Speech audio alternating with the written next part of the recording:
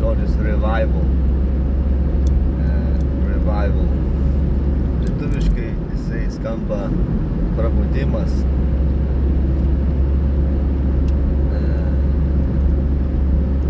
Prabusti ir veikti. Ir yra tokios pranašystės Kaunui labai stiprios, kad Kaune ateina, kad Dievas daro kažką Kaune ir darys per Kauną ir per kauniečius, Kauno žmonės.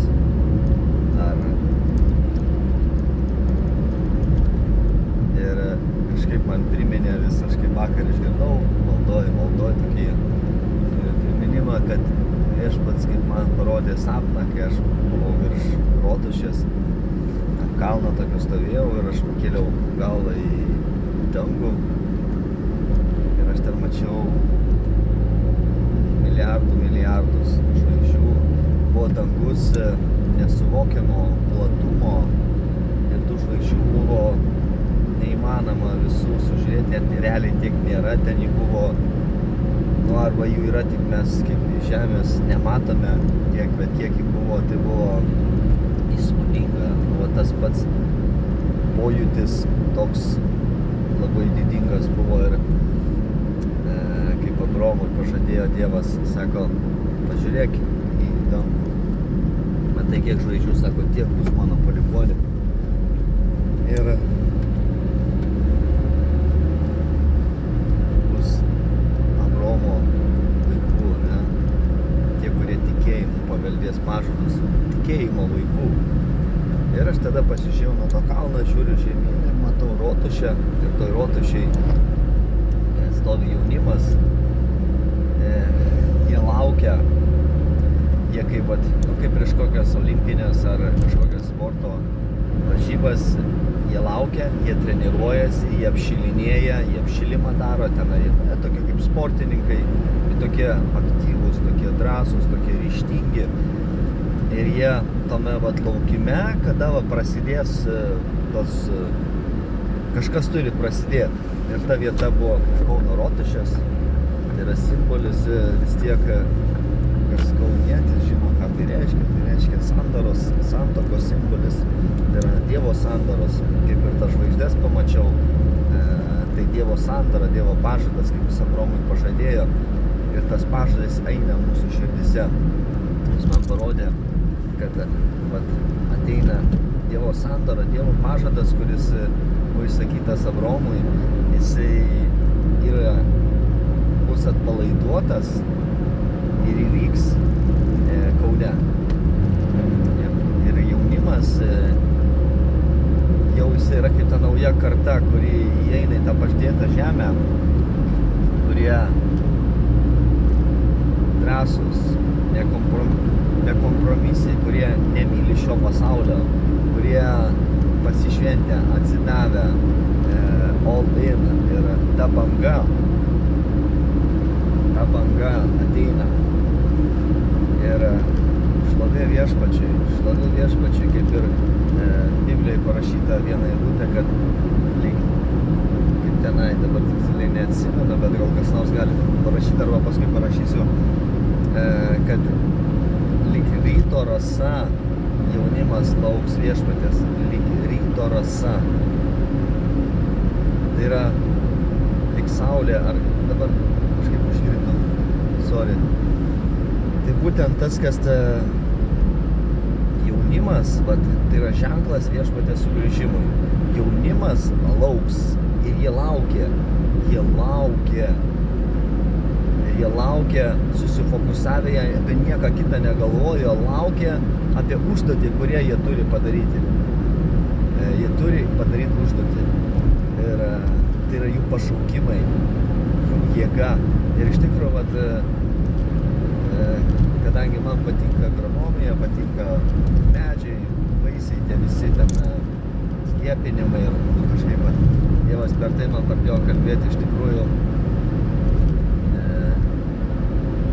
Pavyzdžiui, kai aš tik atgimiau, pas mane toks buvo tokia tokia ugnis, tas toksai, ta meilė tokia nesuvokiama ten, aš atsimenu tą kažkas tokio. Ir paskui, kai parodė tą medžio pavyzdį, vat, kaip medis jisai užauga, jisai duoda tą šaką, iš to šakos šakeles ir tos šakelės, tos pirmametės, 1-2-3 metų šakelės, jos pačios vaisingiausios. Netgi tas senas šakas reikia išpjauti, kad tos naujos duotų vaisių. Ir esmė to medžio, kad va tos šakos, senos šakos laiko tas jaunas šakas, iš tų jaunų šakų išauga dar šakos, iš tų šakų dar šakos. Ir tos šakos, kurios tik išaugusios, ant jų yra labai daug vaisių. Ir aš praeitais metais skiepinau, genėjau labai medį savo ir kažkaip sužinojau šitą dalyką. Ir buvo tokių vilkų, tokių į viršų, jie auga, jie ten nelabai naudingi. Bet jeigu juos nulenki žemyn, tai yra nuolankumas, sako, išdidiem Dievas viešinas, nuolankiem teikia malonę. Ir aš tuos vilkuklius irgi nulenkiau žemyn, pririšau juos tenai, kad jie kabotų į apačią. Ir ant jų buvo tiek obuolių, kad tos šakos čiut nelūžo. Ir jie kaip, ta šaka ir tokios kekės, tokios. Viens prie kito, vieno oboliai, ne tai, kad ant šakų toli, bet ant pačio kamieno. Visur tokios šakos ilgos, pilnos obolių, didžiuliai tie oboliai. Tai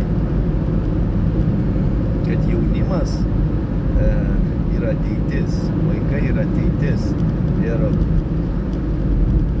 kaip ir tas pečius, ne pečius, šitas laužas, yra malkos, mažytės malkos užkuria, paskui didesnės užkuria ir tų malkų, kad velnės jis nepyksta, kad gali ugnis dega. Jisai pyksta, aišku, bet ką jis nieko negali padaryti.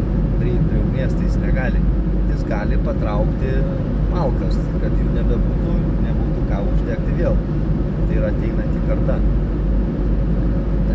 Ir ta karta ateina ir aš tiesiog skelbiau viešpatį žodį, kad Dievas kelia, jisai ruošia savo kartą, ruošia savo tos jaunuolius prieš jo atėjimą, nes visi ženklai rodo, kad viešpats grįžta ir jaunimas yra tai vienas iš tų ženklų, kaip ir tie karai, visi šitos negandos, visi tie dalykai irgi kalbam apie paskutinius laikus, bet tuo pačiu kalbam ir apie jaunimą, kad jie lauks jie Klyto rasa. Aš parašysiu komentaras, ten labai vaizdžiai studijavau tą vietą. Iš tikrųjų, kaip ar lyg žolė laukia rasos, ar dabar nepamenu, ar saulės, ten tie pirmieji spinduliai, kur pakyla ir tie žolės, tie augalai laukia to, nes jie tiesiog miega ir laukia tos saulės, kada jinai išlys ir kada jos pašildys, kada tas žiedai prasiskleis ir tas laukimas toks parodytas, kad tas jaunimas taip lauks viešpaties, jie bus taip įsimylėję Jėzų, taip dėl jo pasidavę, atsidavę, max, all in. Ir tai yra viešpaties žodis mūsų tautai. Jo, tai viešpats naikina tą. Ir dar vienas dabar atėjo, galvoju, Dieve, ką tu nori pasidalinti, nes aš kadangi važiuoju, turiu laiko pasidalinti, kol važiuoju, tai būtent dėl ko, nes aš kažkada, kaip pasakau, gal dar priminsiu apie tą sapną, kai kovojau prieš statymą, ten mane bandė su statymus, puolė mane su kitų vyrai, kurie bandė mane ten įbauginti, išgąsdinti, kad aš įsigašiu ir aš pradėjau šaukti tas, kas man didesnis negu tas, kas pasaulyje. Ir tai buvo kova tokia ir po to jie pabėgo, įsigando ir aš tada tą akimirką pamačiau tokį vaizdą, kad aš pamačiau kaip skruzdėlyną, kad jie bėga kaip į tą savo skruzdėlyną slėptis ir pamačiau po Lietuvą. Aš tuo metu atsistojau iš visos Lietuvos, kaip ir jaučiu ir matau ten realiai tie visi ten nusikalstamo pasaulio, visą, ką tamsa daro. ir matau, kad jie bėga ir tenai realiai viskas kliūna, visi postai tie, visi tie, kas ten narkotikai, ten, visa, kas ten valdo, ir aš realiai matau, jaučiu kaip va taip, iki pat sienų visų pakraščių Lietuvos. Ir mane toks džiaugsmas pripildė, aš tiek džiaugiuosi ir aš tada matau, kaip į tas vietas teisiuosius Dievas pastato, ar tie žmonės atsiverčia į teisumą, nežinau, bet aš matau pozicijas, kad teisieji pradeda valdyti. Teisieji ir su savo idėjom, su savo mokyklom, savo darželiais, tenai visa tai, kas dora, nes jeigu grįžtant atgal pažiūrėti į filmukus, kokie filmukai buvo, dorybė, šeima, santykiai, grožis, meilė, gailestingumas, pasakiški filmukai, ne, dabar pasižiūrėti, tai realiai yra žmonės po kokią dvasią, jie sužeisti, sulaužyti, traumuoti ir visą tą kontentą kūrė žmonės, kurie be Dievo, kurie toli nuo jo, nes visą tai, ką jisai sukūrė mums klestėti, turėti ramybę, džiaugsmą. Ir tie filmukai, televizija. Tai yra televizija, tai yra vizija. TV Vision, tavo vizija, ne? Ir ten programuojama. Ir dabar, kai žiūrėjau Disnėjus, vienas toks Dievas jam apreiškė, kad realiai pagrindiniai personažai visi ten atskirti nuo tėvų, jie vieni varo per pasaulį, Nemo ten nuo tėvų atskirti. Ir tokie filmukai programuoja realiai, kad Dievas bus atskirtas, kad vaikas vienas bus herojus ir čia kaip jam bus. Ir tai užprogramuota ir velnias tada ateina pas tą herojų, ne, ir jį daužo. Bet Dievas taip nesukūrė, jis sukūrė, kad tėvo pozicija būtų šalia. Tai va, ir aš biškį į šoną gal jau grįžti noriu prie tos pergalės. Tai va, ir Dievas tokį dėjo žodį, skelbti teisumas įsigali Lietuvoje. Skelbti, va, tiesiog savo lūpomis, Dieve, tavo teisumas įsigali Lietuvoje. Ir bet kokia nedorybė, kuri yra įsitvirtinusi, jinai nebegali būti įtvirtinta, jinai yra sugriaunama, Viešpatie, ir tavo teisėjai valdo, tavo teisėjai viešpatauja. Šalis džiūgauja, tavo teisėjai budi ir saugo ir Viešpatie, tavo vardas yra šlovinamas. Kaip ir kai Saliamonas atėjo, atnešė aukas Viešpačiui, sugrovė stabus, sudaužė visą tas balus, visus tos šėtono garbinimus, ir tada kas buvo?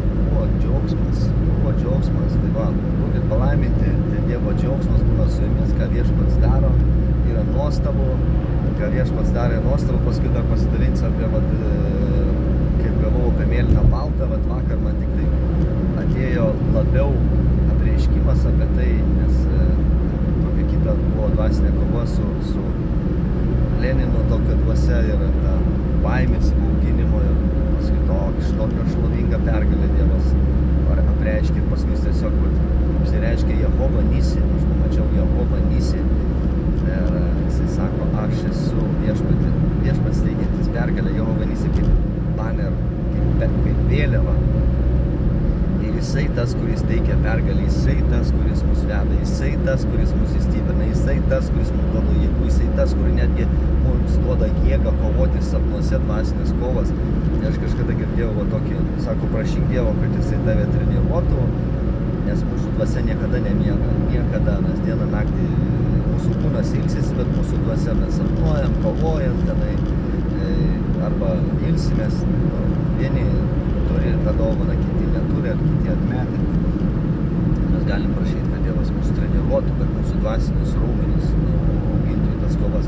Jis neduos ten iš karto, aš kaip pirmą kartą paprašiau, tai tą pačią naktį demonas išvarinėjau iš kažkokios ten moteris ir dar su kažkokiais ten. Tai jis neduos daugiau negu gali pakelti ir tikrai jisai gali mus treniruoti, net kaip mes miegam, bet jisai duoda pergalę, nes tada sakau, kai ta kova vyko, tai ten paskui aš jau einu į tą bažnyčią, tai ten šlovinimas vyksta ir aš matau taip Nisi, tas vienas iš Dievo vardų, kad jisai duoda tą pergalę po tos visos kovos, kad nebuvo nukautas tas Leninas, ta baimės dvasia įbauginimo, kad žmonės po baimę visi buvo. Ir atėjo tokia laisvė, būtent vėl Rotušės aikštėje pradėjo žmonės nusirenginėti, va taip va kaip šokti lygit, wow, va taip kaip dabar Irane vyksta, kai jie šoka, jie laisvi, jie išlaisvinti, jie visi džiaugiasi. Tai aš mačiau Kaune, va taip, va tas Lenino dvasia, tas komunizmo, tas visas baimė, aš kažkada sakau, kažką fotografuoju, filmuoju ten, sako, kaip tu nebijai, kad tave ten, kažkokia ten žvalgyba, sako, tave supakuos, kad tu čia šnipa, žinai. Ir aš galvoju, ta prasme, ką tu čia kalbė. Ir man pamatė, Dievas parodė tą baimę pasėtą, baimę filmuoti, baimę būti laisvu, baimę išreikšmintis, baimę kalbėti. Tai yra to komunizmo pasiekmės pasėtos į širdis.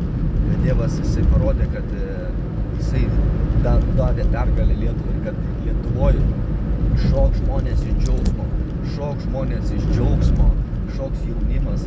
Ir tada vat pamačiau, kad mėlyna, balta striukė aš turėjau ir jinai buvo išvirkščiai aprengta. Ir pradžią galvojau, kad buvo kažkokios dovanos, kažką. Ir paskui aš tą striukę persirengiau, kitą pusę apsirengiau, tą pusę, kuriai turi būti, po to kita baimė bus patraukta tas Leninas, kuris ten visi žmonės jo bijojo. Ir tada visi žmonės pradėjo nusirenginėti, apsirengti tos pusės, tokia laisvė atėjo. Ir man vakarą apreiškė tą mėlyną baltą, kaip izraelitai, ne? Tai yra Izraelis. Tai yra Izraelis, Dievo sūnus.